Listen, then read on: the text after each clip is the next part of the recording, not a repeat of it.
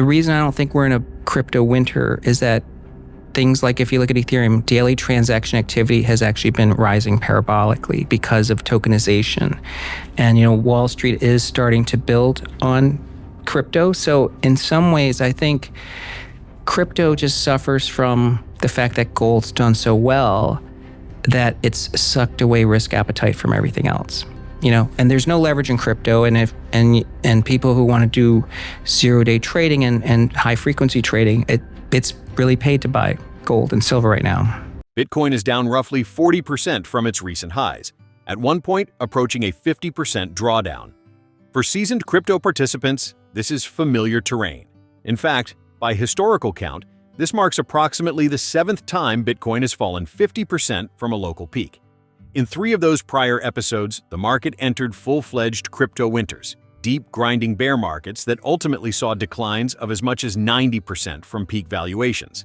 But according to Tom Lee, this episode may be categorically different. Before we go on, please take a moment to like this video, subscribe to the channel, and turn on post notifications for more content like this.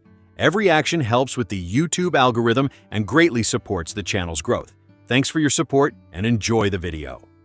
Bitcoin is down about 40% from its highs, almost 50%. I think it's like the 7th time it's fallen 50% from a recent or local high. 3 of those times there were genuine crypto winters, like bear markets that led to a 90% decline from the peak. And so I think if anyone's been in crypto a long time, like this, we're kind of used to the pain, of these drawdowns. But there is a difference that it is, crypto will diverge from its narrative because it's evolving, like it's becoming more of an institutional asset. And there's questions about quantum now. And quantum is a genuine risk to Bitcoin in the sense that if quantum supremacy really becomes commercial, and maybe in China they've already figured out, about a quarter of Bitcoin wallets can actually be, that's the bounty, they can be stolen because, Satoshi hasn't upgraded his wallets. But I think that this is probably more of a crypto squall, not a crypto winter. Squall. Yeah. So we're in a painful drawdown. Part of it was triggered from October 10th because on that date there was a price shock, which was the Trump proposing new tariffs on China that triggered a whole cascade of deleveraging in the crypto industry, bigger than the FTX deleveraging that happened in November 2022. November 2022 basically marked the end of that bear market. And that's when things like transaction activity began to recover. The reason I don't think we're in a crypto winter is that things like, if you look at Ethereum, daily transaction activity has actually been rising parabolically because of tokenization. And, Wall Street is starting to build on crypto. So in some ways, I think crypto just suffers from the fact that gold's done so well that it's sucked away risk appetite from everything else. And there's no leverage in crypto, and people who want to do zero-day trading and high-frequency trading, it's really paid to buy gold and silver right now. I want to know what the black swan event is for crypto. Yeah, I think there's a few. So one is of course, if quantum can break encryption. So what is it? What will that do? It means you won't be able to, your Bitcoin will never be safe.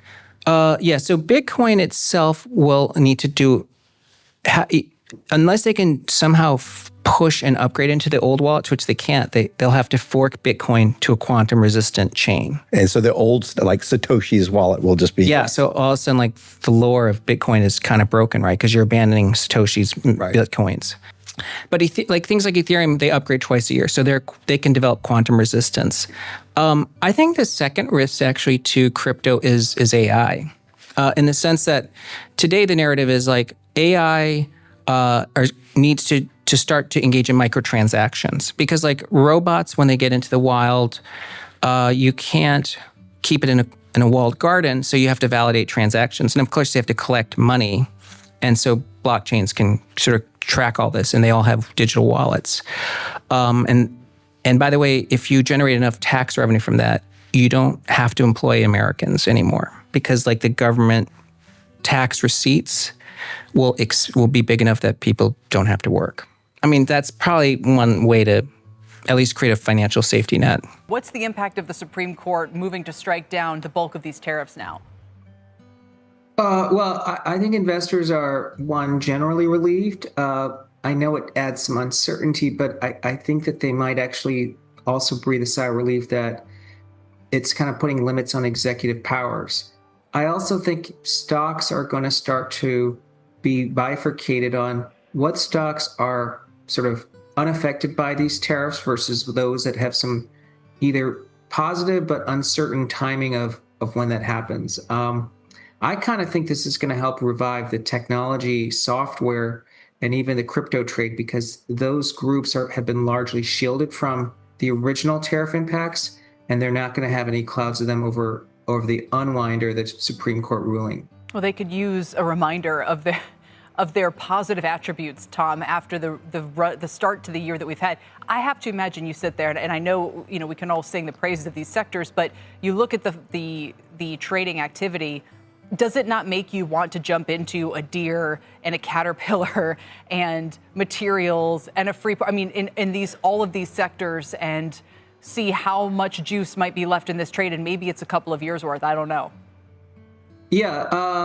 Well, energy and basic materials have been our top sector pick for this year, and we like industrials. And there's so many good fundamental reasons to sort of favor, as you've been calling, like real world companies. And I think that there is still a lot of legs to that because we know that there is an investment spending cycle coming.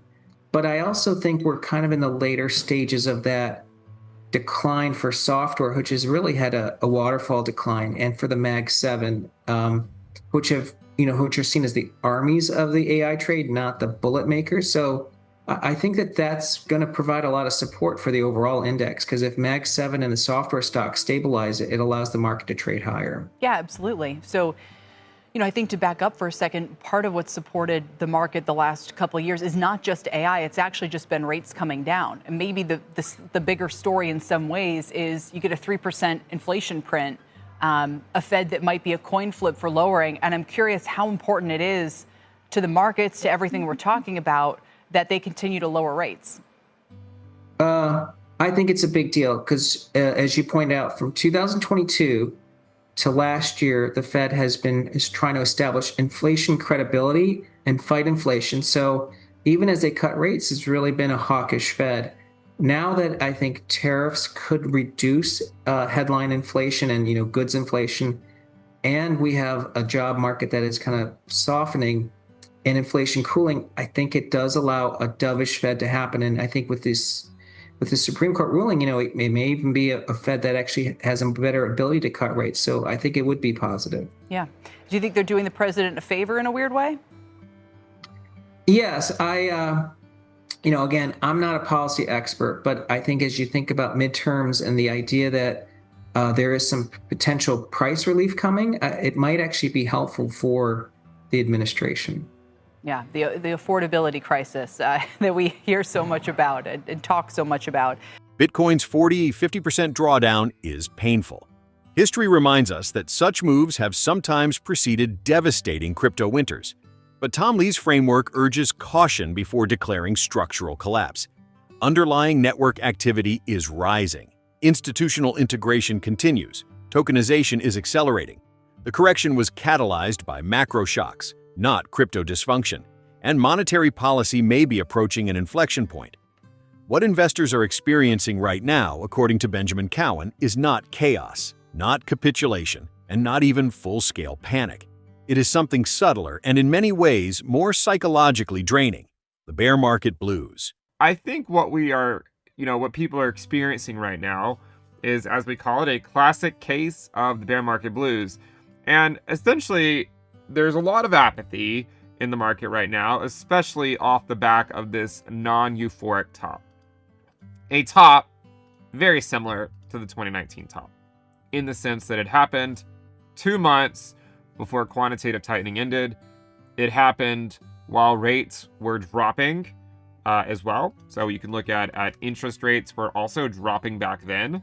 and Bitcoin still fell. You can look at the total assets. If you look at total assets of the Federal Reserve back then, you can see we also have a very similar thing where, you know, quantitative easing had started, QT was over, but Bitcoin still went down. And that's kind of the same thing you're seeing right now, where Bitcoin's going down despite the fact that QT is over.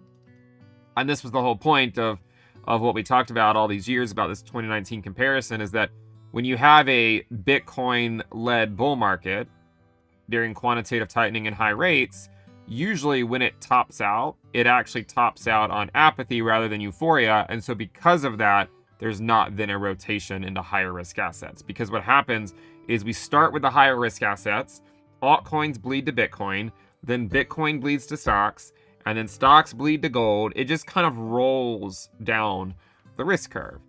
And so now Bitcoin has already dropped 50% from the high, which historically, there's worse times to buy Bitcoin than when it's down 50% from the high. In 2019, we had about a 50% drop. We got into the rally, and then of course we had the pandemic where it ultimately went down more. But I think the reason why, you know, this does feel like a classic case of the bear market blues is because, you know, whether people believe it or not, whether people on social media, no matter what they're posting, if they're super cycle posting or permabull posting or calling out the bears for being too bearish, everyone has to know deep down that there's a good chance this midterm year is like all the other midterm years. And what I mean by that is when you look at, say, yearly candles of Bitcoin, when you look at yearly candles, what you'll notice is that the red years tend to be the midterm years, right? 2014, 2018, 2022, 2026. Now, some people have pointed out that because 2025 was red, perhaps 2026 will be green.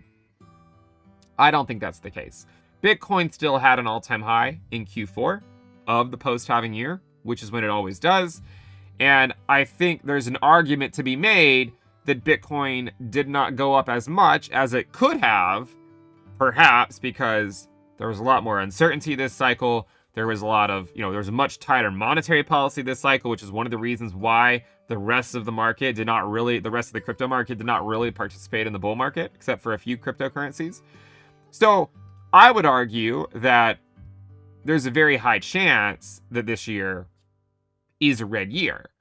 And I know there's people on the other side of it that wholeheartedly believe that in the super cycle idea, and some of them that used to discount the idea of the 2019 comparison, funnily enough, are relying on the 2019 comparison, right? They're basically saying, all right, if we're here, then hopefully this can just be over soon and then we can resume the bull market because let's assume we don't have a pandemic crash, right? Which is not like the worst assumption. The problem is assuming that this downtrend has to match this downtrend, when this uptrend in 2019 was not anywhere close to being the same that we got this cycle, right? So I almost wonder if it makes sense to just say, look, in a bear market that tops on apathy, you get slightly lower lows and slightly lower highs. You don't necessarily get that immediate 70% drop from the highs, which was characterized after you get euphoric tops, right? When you get euphoric tops, you pretty quickly get 70% drops from the highs. Under non-euphoric tops, you get slower bleeds that occur. Now, we always said 60 to 70K was going to be a pretty important level because 60 to 70K also corresponds to the prior all-time high, right? Like if you go look at the highs from the last cycle, that's where those highs were, right? 60 to 70K. And this is why all along I said that, look, a 50% drop is reasonable in terms of the 2019 comparison. And it just simply gets us back to where we were last cycle. Now, one thing to note is that last cycle, we actually went below the highs from the cycle before. So it's not impossible for Bitcoin to drop below these levels, maybe eventually go to the 200-week moving average, perhaps go below the 200-week moving average like it did last cycle. The reason why this is a classic case of the bear market blues is because no matter what anyone says on social media, deep down, everyone sort of knows there's a really good chance this midterm year is just going to be like every other midterm year and be a bear market. And the difficult part with accepting that is that it's only February. And we're not even 2 months into the year, and the realization of it being a bear market is hard for some people to accept. For other people, they've accepted it for months. For others, it's harder to accept. I want to push back a little bit. I mean, I do think October is the most likely time for a low, but that is subject to change. I mean, if everyone just gives up and capitulates quicker, there's a chance Bitcoin could bottom before October. Benjamin Cowen's macro perspective challenges the idea that easing policy alone guarantees bullish continuation. It reminds investors that liquidity transitions do not immediately override structural cycle dynamics. It emphasizes that non-euphoric tops yield slower, grinding retracements. And it underscores the historical significance of midterm years.